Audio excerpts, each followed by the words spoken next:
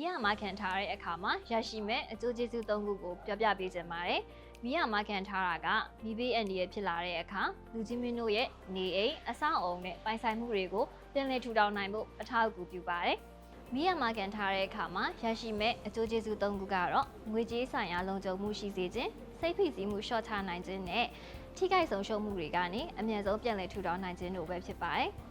မိလာမှုကြောင့်နေအိမ်အဆောက်အုံတွေအပြင်စီးပွားရေးလုပ်ငန်းတွေဖြစ်တဲ့ဆိုင်ကန်စက်ရုံအလုပ်ရုံနဲ့လူကြီးမင်းတို့ရဲ့ပိုင်ဆိုင်မှုတွေပျက်စီးဆုံးရှုံးသွားခဲ့ရင်မိရမခံကနေရော်ကြေးငွေရရှိနိုင်ပါတယ်။ရရှိရဲ့ရော်ကြေးငွေနဲ့ပျက်စီးသွားတဲ့အရာတွေကိုပြန်လည်ပြုပြင်တည်ဆောက်တာအသစ်ဝယ်ယူတာမျိုးတွေလှုပ်ဆောင်နိုင်တဲ့အတွက်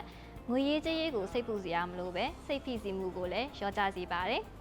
မိရမခံကြောင့်လူကြီးမင်းတို့ရဲ့လုပ်ငန်းတွေကိုအချိန်တိုအတွင်းမှာအမြဲဆုံးပုံမှန်အတိုင်းပြန်လည်ထူထောင်နိုင်မှာပါ။ဒါကြောင့်မိရမခံထားခြင်းဟာကိုယ်တိုင်နဲ့မိသားစုဘဝတွေအတွက်သာမကစီးပွားရေးလုပ်ငန်းများအတွက်ပါစိတ်အေးသက်သာစေရဲ့ရင်းနှီးမြှုပ်နှံမှုနဲ့အကာအကွယ်ကောင်းတစ်ခုဖြစ်ပါတယ်။